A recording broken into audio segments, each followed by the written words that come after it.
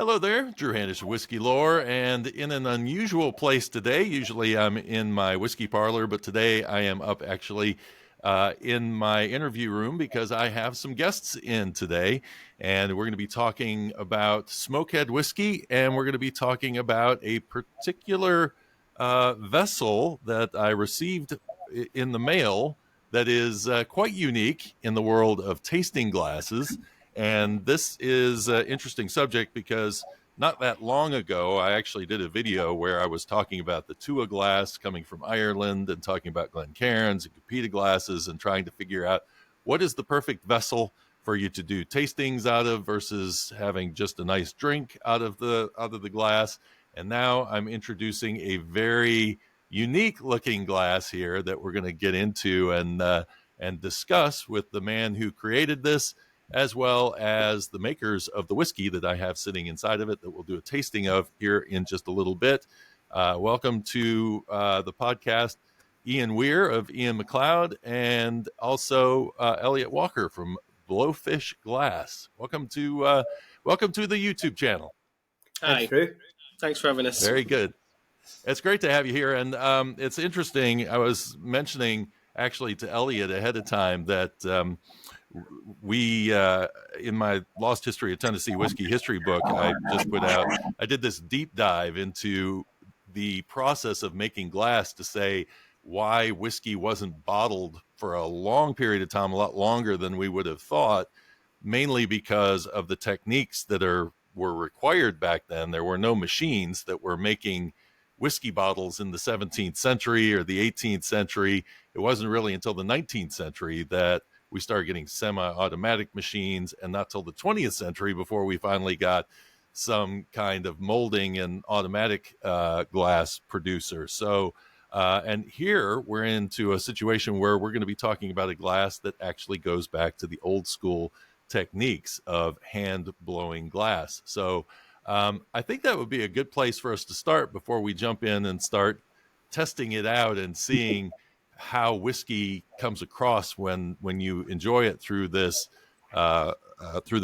unique type of glass. So give us kind of an idea, Elliot, first of all, of your background in terms of making glass, and then how you came about creating this particular style of glass for Smokehead.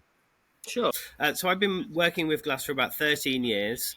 I started off working with sheet glass, so stained glass and glass cutting and things like that. Slowly, I sort of progressed into hotter and hotter states of the material, and now I'm working with furnace glass.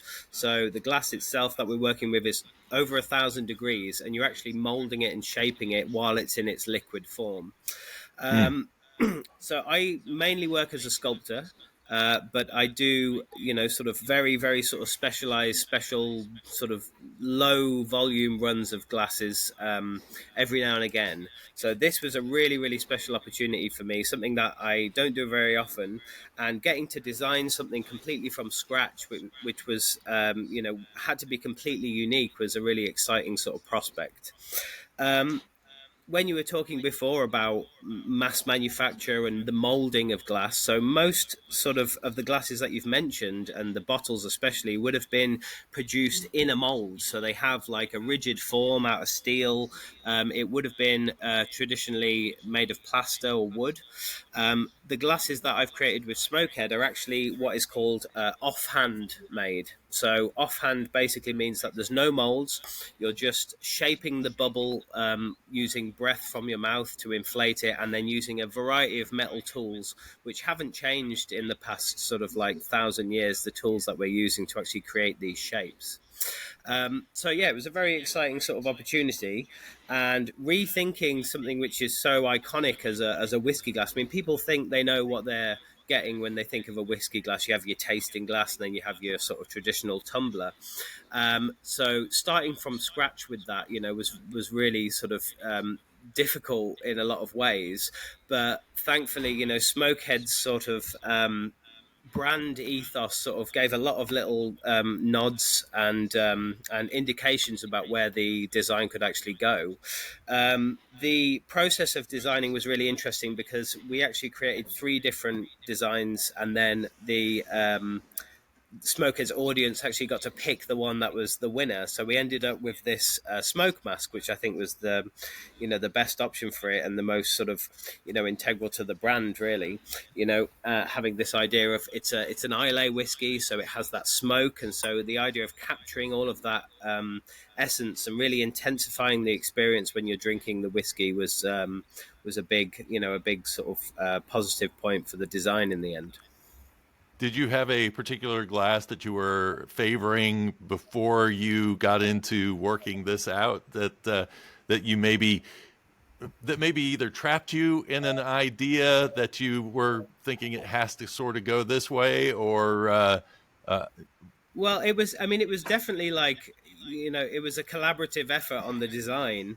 I'm not a whiskey connoisseur by any sort of stretch of the imagination, and the idea of like completely reinventing something I found really difficult. But luckily, the team had a few ideas of their own, and we quite sort of quickly we didn't settle on the design because obviously it was chosen by the Smokehead audience, but there was a clear favorite from the start, really. And in terms of like the uniqueness of the design, this was the standout for us all, I think, really. yeah. Well, what's interesting about this is it gives you not only the nosing experience and the tasting experience that you want to get out of a sophisticated drinking glass, but it also gives you a tumbler effect. So you can just Yeah. sit here and enjoy a nice, good pour of your favorite whiskey, which is not something that I ever do with a Capita.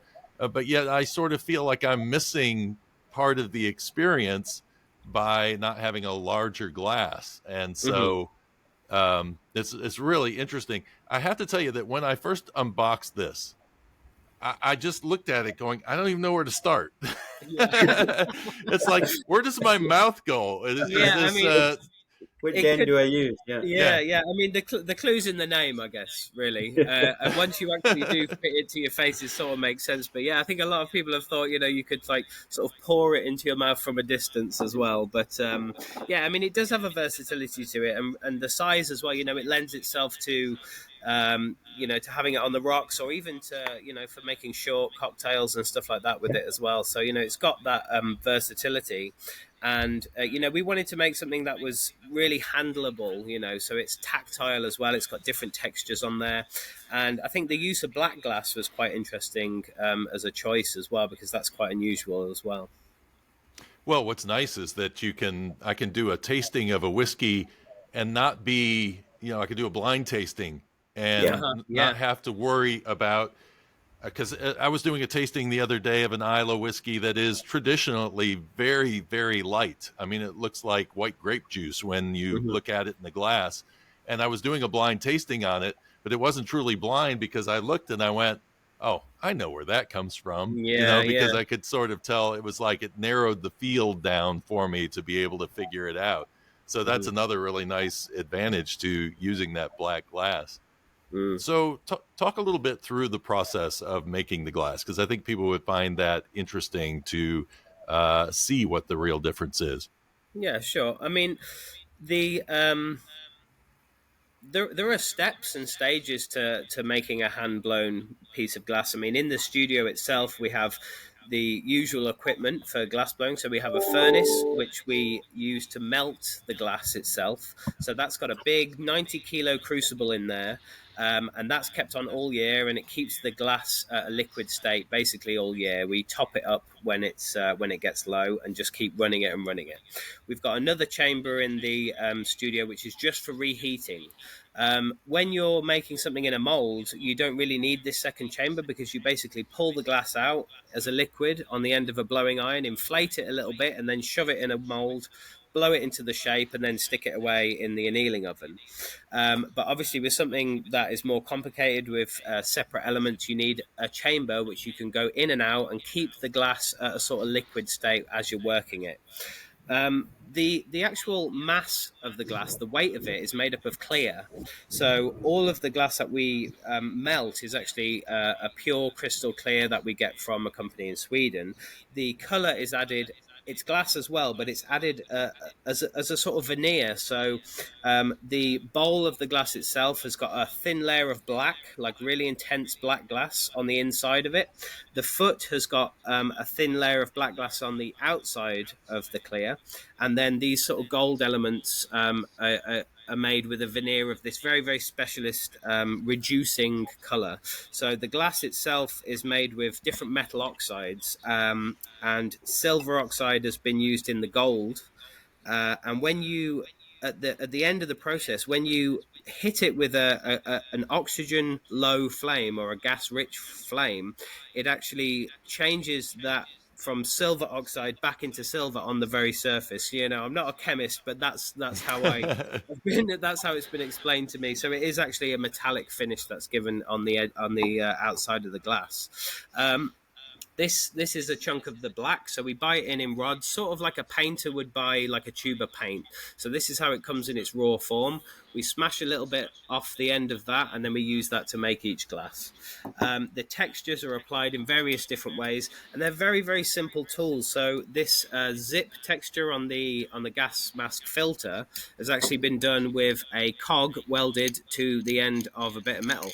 So it's all really, really low tech. The real trick is working with your assistant to get the application right, because it's very, very difficult to get a nice even sort of zip applied, and you always have to work with a second person, so you have to be really, really in tune and get your timings just right. The final thing I'd say about the design of this glass is, which it seems so simple but it caused us so many problems, is this sort of slightly skew rim. To make it have the feel of a gas mask, a smoke mask, we had to have Hmm. that sort of that tilt in the rim, and that involves using a pair of scissors to actually cut the rim of the glass on a squiff, and then trying to melt it all back in, and then putting the final form into it. So it was a really, really tricky sort of design to make, but it's well worth the effort, I think. And every glass will be unique because you're actually Absolutely. not molding it. Exactly, Yeah. yeah, yeah, and they Yeah. are all unique. I mean, this one here didn't quite make the cut because it's a bit small, but Yeah. it's still perfectly functional. So that one's mine. Very nice. Very nice. Um, does it give you an appreciation when you do things this way to the way people used to have to make these? I mean, the fact that they would have to stay up all night trying to stoke the fires just to get the kiln warm enough to be able Mhm. to melt the glass. Yeah, well, I've actually recently done a project in Spain where we were using a wood-fired furnace, and it is such a different. It's such a different mentality. I mean, luckily enough for me, I can come in the morning, I can switch on the equipment, and I can get going. But having to stoke a fire throughout the night, into the early hours of the morning, just so you could then start working was, yeah. I mean, we haven't changed much in the way we do things, but there's definitely, a difference in that respect. So, Ian, were you surprised by the look of this? How was this taken initially when you saw the first prototype of this? Yeah, I think surprised but delighted. I mean, this is really what Smokehead's all about for us. I mean, we've tried with Smokehead really to rethink single malt whiskey in some ways. So the next obvious step was logical step was really to rethink drinking itself. The Smokehead brand is very much about attitude. It's about trying to do things differently. It's about opening single malt up to hope to a wider audience. It's really enjoying Smokehead the way you want to. As Elliot was saying, whether that's on its own, with ice, in a cocktail.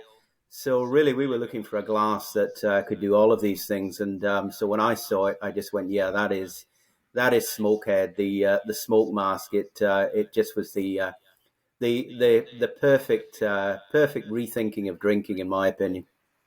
Well, before we put this through its paces, let us talk a little bit about Smokehead, the brand, and Yeah, how it originated.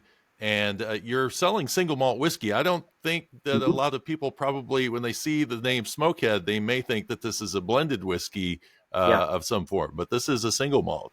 Give us a little background on it. Absolutely. No, it's definitely an Islay single malt. I mean, first things first with Smokehead, it is a very high quality Islay single malt. Wins a lot of awards globally, sits comfortably alongside, many Islay whiskies that you maybe heard of, the likes of the Bowmores, the Ardbegs, the Lagavulins of this world. But the great thing about Smokehead is, we really wanted to create a whiskey that had all that quality, but then really had real attitude. It really is for those that want to look at single malt slightly differently. Maybe don't necessarily want all the tradition, the heritage, the provenance. They wanted a whiskey that really spoke to them, that was maybe slightly more modern in its positioning. Very free when it came to how you enjoy your whiskey. Really, it's your whiskey. You enjoy it the way you want to. So we've always said, if you want to go with cocktails, then feel free.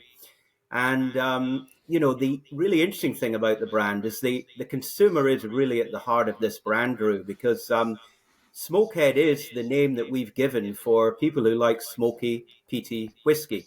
We call them a smokehead. So we basically named the brand after our audience.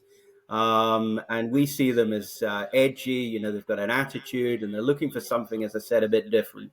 And we think Smokehead can offer that. It's the kind of brand that, we definitely don't want to be vanilla. We like to split opinion. We like to create an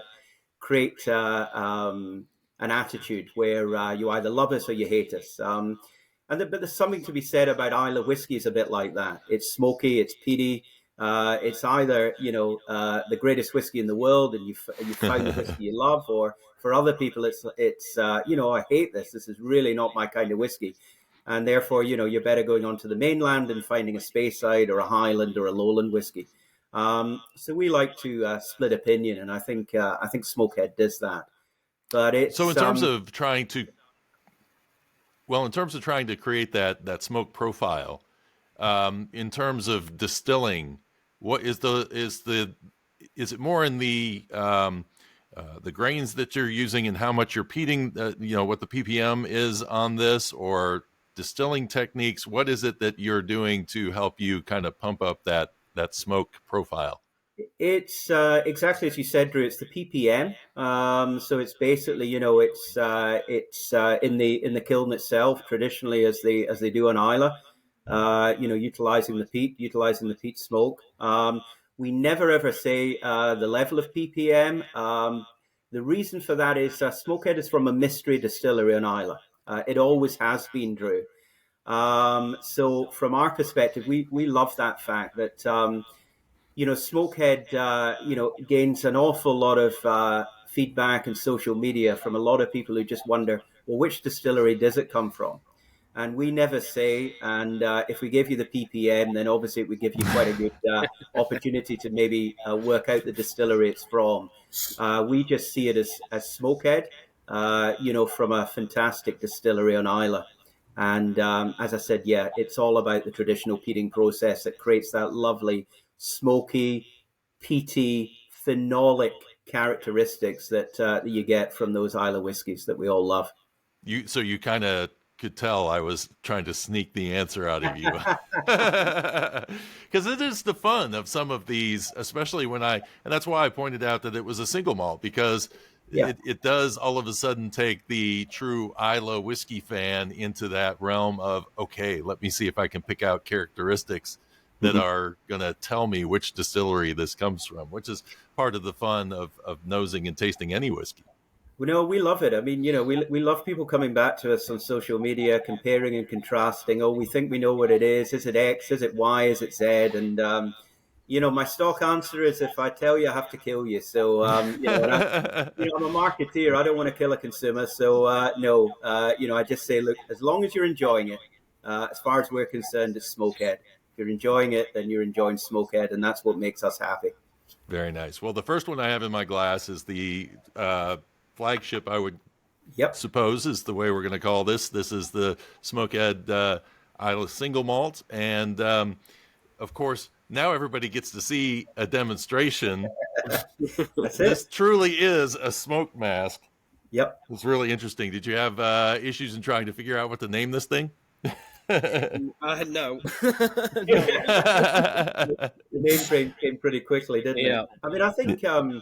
I mean, again, Elliot can speak better than me on the design. But what I loved about it when I saw it was, it just, first off, it just shouted Smokehead to me. But then what I loved about it was the fact that it really accentuates the characteristics of the whiskey. That smokiness, that peatiness, you're getting that on the palate, but then we're basically, involving the nose fully as well. So, I don't think we can give you, more of a sensation of Islay single malt than through that glass. that's For everything at me, the that same is time as well, 110%. isn't it? It's everything at the same time because normally, you Yeah. do the nosing and then you taste, but you can't escape it at all. Yeah. Well, this is what's interesting about this is normally I do some pre-tasting before I go in and do one of these, but I thought, you know what?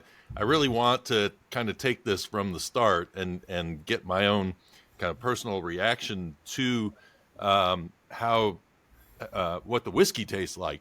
I must say though, I did test this glass out the other day on some rum, and I was surprised at how it just absolutely captured everything and put it where it could not escape. And that's great because with this whiskey, as it was sitting here, I've had it in my glass ever since we started this conversation, and that open mouth get really. I can smell that smoke all the way from it sitting on the table up to here. So that wide mouth, that's something that you kind of get out of the tumbler. Mm. But the problem with the tumbler is that once you start to drink it, it's like the smell does not concentrate Yeah. necessarily on your nose, and there's gaps to the side that are going to allow some of that scent to escape. Hmm. And I think that's the thing that when I first started tasting whiskey, realizing the connection between the nose and the palate, and that even when you are drinking the whiskey, your nose is still working, and Yep. even before you drink it, and you're just nosing it, getting the vapors into your mouth is also a huge plus. So it's kind of solving both of those in one. Well, I think yeah, like, absolutely right, Drew. I mean, I think the great thing about the glass is, yeah, you're getting everything you'd expect from the glass on the palate. But for me, the nose is far more sensitive than the palate. It's the reason why, whiskey blenders and those that create those beautiful perfumes in France and so on, they're called the noses. They're using their nose because it's a lot more sensitive. You can pick up a lot more characteristics. About the whiskey itself. So our blenders here at Iain McLeod Distillers. I mean, they're not drinking all day, but they're nosing a lot of the time. So to be able to create that combination in a glass, as I said, I think you're getting the full experience then of Smokehead, which is what we really wanted to give to people. Hopefully, in some ways, you really are being taken to the island itself. You're on Islay. You're enjoying the peat smoke. You're enjoying the winds that come through Islay and the saltiness and everything else, that maritime sort of feel that you get. It's all there in the glass. So really giving people a real experience. I think what I like about this whiskey is that it gives you the smoke, and the smoke is intense.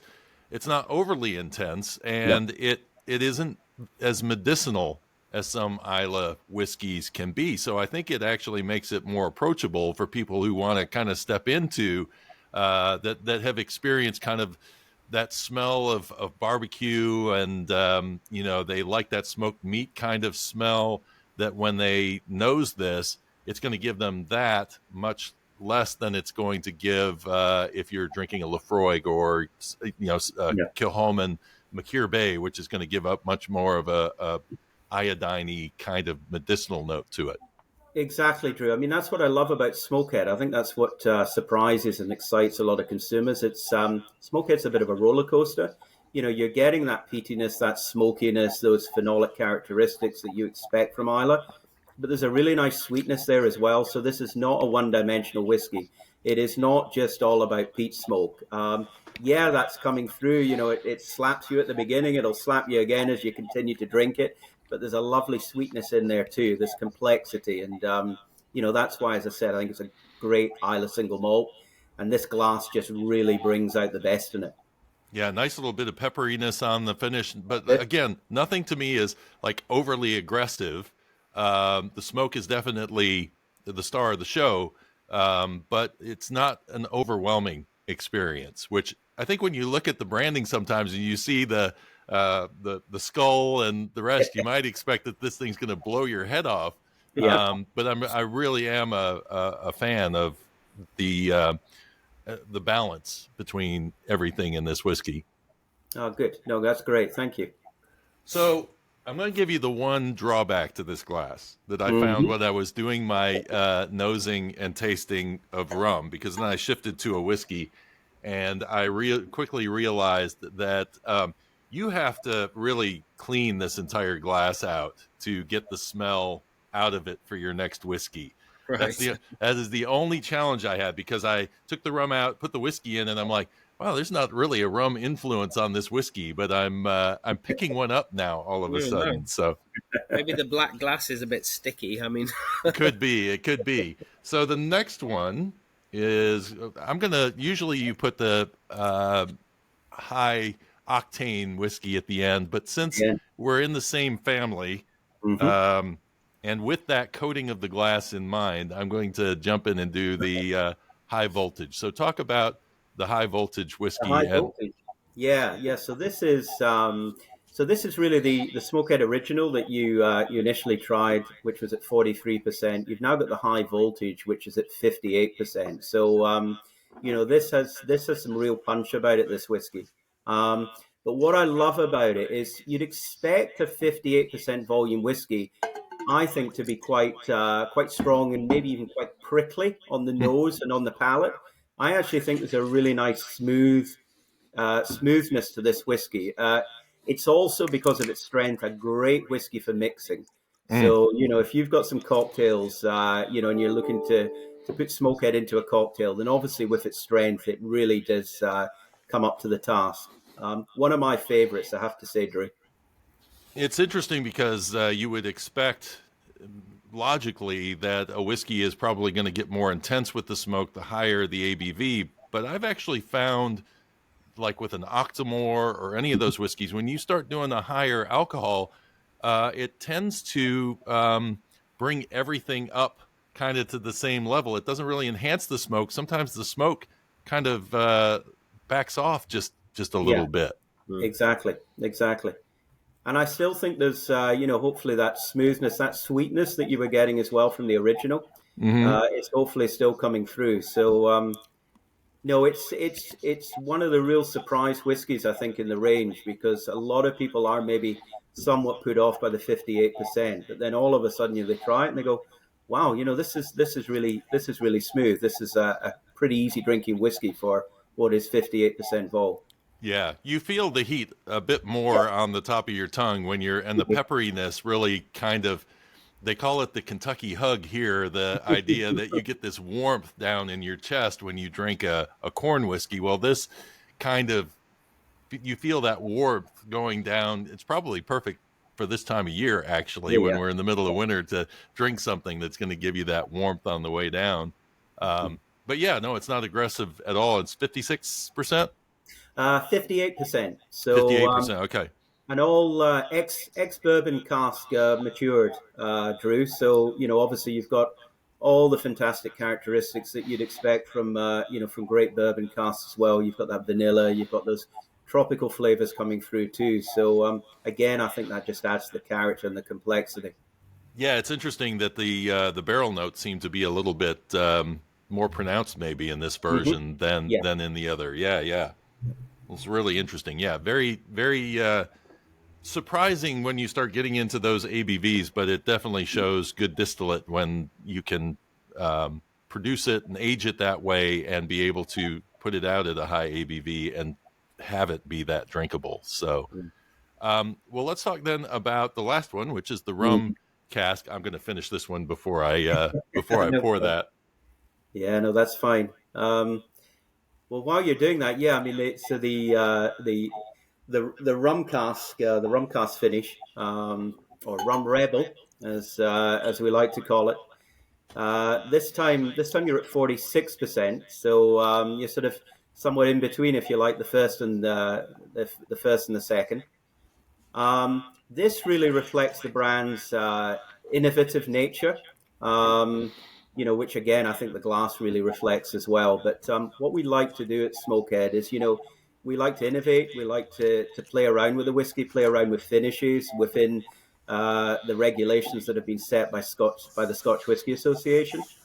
But what I love about the rum finish is, I think you get a lovely sweetness coming through. I think it maybe slightly smooths the edges off the original Smokehead, Mm-hmm. and of course, you're getting the Caribbean rum class. So your tropical fruits, your sunshine, your beaches. They're all coming through as well. So sort of takes you off to the Caribbean. Bringing you the sunshine amidst the rain showers of Exactly. Scotland. Yes, Exactly. Perfect for nice. the winter. You can start thinking about summer. I was there in October in Scotland, and I'll tell you, I've never seen so much rain. It was pretty rainy that time. Whereas my first two trips to Scotland, I didn't see a rain shower at all, which was absolutely amazing. That's what keeps it green. You see, Drew, is all the rain, and of course, as we always say, if you didn't have rain, you wouldn't have Scotch. So we need that water. Yeah. And I've tasted your sherry cask version, which I really enjoy that too. If you can get a really good mix of sherry and smoke, Yeah. it's a brilliant combination. No, thank you. Well, with the rum finish as well, Drew. I mean, there are no actual set guidelines to how long you need to finish a whiskey, but we finish in rum casks for about 6 to 9 months, and that's similar as well for the sherry finish that you were mentioning. We do the same in the Oloroso casks. Because what we're trying to do is create a balance. So first and foremost, when we finish a whiskey, first and foremost, we're still wanting to serve you a whiskey. So we're not serving you a rum, we're not serving you a sherry. Yes, we want that to add to the flavor, to the character, to the experience, but ultimately, first and foremost, it's still Smokehead. So we look for our blender, and he's doing that with his nose to really find for us that fine balance where they're creating a fantastic whiskey, but he's just giving you something a bit different on the finish. Do you find that you have to sort of short age when you're doing these finishes in those finishing barrels to try to keep it from overtaking the smoke completely? Yeah, no, absolutely. It is very much a balancing act. As I said, around 6 to 9 months tends to be the sweet spot. Any longer than that, and you can find that, yeah, all of a sudden maybe the finish takes over from the whiskey, and then you just you lose the innate character and DNA of Smokehead. Yeah. So yeah, it's something that, as I said, is a real skill of our team, of our blenders, that they'll keep testing, keep trialing the whiskey, and find that sweet spot, which, as I said, around about 6 to 9 months for Smokehead. I think this mellows it on the palate, but it also sort of brings out the citrus and kind of a banana note in That's there it. as well. Whereas with the first whiskey, I was getting almost a dark chocolate note at some points on Yeah, the finish of the whiskey. So um, maybe for the person who is looking for the smoke, but they also want I want to say a more muted kind of an experience, but I hate using the word smooth, but yeah, it does kind of ease down on the palate a little bit in terms of the it finish on does. it. I couldn't agree more. I think for some people they might argue it's sort of again, yeah, sorry, using the word smooth, but maybe smooths out some of the the rougher edges that you maybe get on a more sort of pure Isla whiskey. That smokiness, that peatiness. It just brings that back a wee bit. I don't think in any way you lose the overall character, but it just builds a wee bit more of that silkiness and that sweetness that a lot of people maybe prefer. So in some ways maybe makes the whiskey slightly more approachable for certain consumers. Um, but I'm glad you brought out chocolate as well. We actually do a twisted stout as well, Huh? finish, which we'll need to send to you, Drew. And that is Smokehead finished in mocha stout cask. So if Ooh, you're wanting that chocolatey finish, then you'll definitely get that in that whiskey. Perfect for the very craft, nice. perfect for the craft beer expert. They love it. You're speaking my language. I'm a Guinness fan. I actually had just when I was in Scotland last time was introduced to Belhaven and their dark porter, which is amazing, and it has Amazing. nice Yeah. malty character to it, and so it's a great combination. You got it. They brew that just down the coast from where I am now, down in Dunbar. Yeah, Uh, great. It is great beer. yes. All right. Well, let's talk a little bit first of all about availability and kind of price points on these whiskeys. Yep. So, well, availability. Our biggest retailer in the US is Total Wine and More. So certainly, if you've got a local Total Wine and More store, you'll get all the Smokehead. They've been great supporters of us. Price wise, basically, the pricing is really very similar to the competitive set. So if you're already drinking the likes of Lafroigs and the Bowmores of this world, then you're going to be paying similar prices, maybe slightly less. But as you rightly said, Drew, first and foremost, you are drinking a really, really good Islay single malt. So obviously you're paying single malt pricing. But we think it's very approachable for the quality that we're giving. Well, and for this glass, I would imagine that since it's handmade, it's probably not going to be in every single store that you jump out to. How do you go about finding this fascinating and actually very effective drinking glass? Yeah, I've got to say that is a lot harder to find. Obviously, as Elliot was only able to make what was it, 300 of those glasses? I think we got Yeah, that, in the that end, was quite Elliot. a lot. That was quite a lot for us, really. Yeah, Wow. it was. So It's they, very they really are a collector's item. They're really we sent a few out to key VIPs like yourself, Drew. And what we are hoping to do, though, working with we've got Elliot's consent to do this. Working with Elliot is hopefully try and commercialize the glass, commercialize the shape of the glass, so we can bring it to a much wider audience. So here's hoping Christmas this year there might be a Smokehead gift pack with one of those glasses in it, and you can have the experience that you're enjoying at the moment, Drew. Well, it's brilliant, and I appreciate people who are trying to bring um, a stronger nosing and tasting experience, because I can tell you when I started this channel originally, I was not great at nosing and tasting whiskeys, and I needed all the help I could get to kind of concentrate those vapors on the nose. And I have also found, and this will probably solve that particular issue, is that when I go from room to room, I get a different nosing and tasting experience. If it's Yeah, a dark room, if it's in the front of the house with a lot of sunshine coming in, all of those things will have a different, or if I'm doing it in the kitchen, then yeah. I'm picking up some of the scents from the kitchen, and that's interrupting my experience. So this really is getting you out of that particular situation and bringing you into a world where you are at one with your whiskey. So I think it's a great glass for doing that. No, thank you. Yeah, Thank yeah. you. I think it really does focus the senses, doesn't it? So, yeah. No, Elliot, great job, my friend. Thank you so much. Thank you. Yes. Well, cheers to you both, and thank you so much for providing me with this one of a kind glass. And cheers. Cheers. Pleasure, Drew. Enjoy. Thanks so much.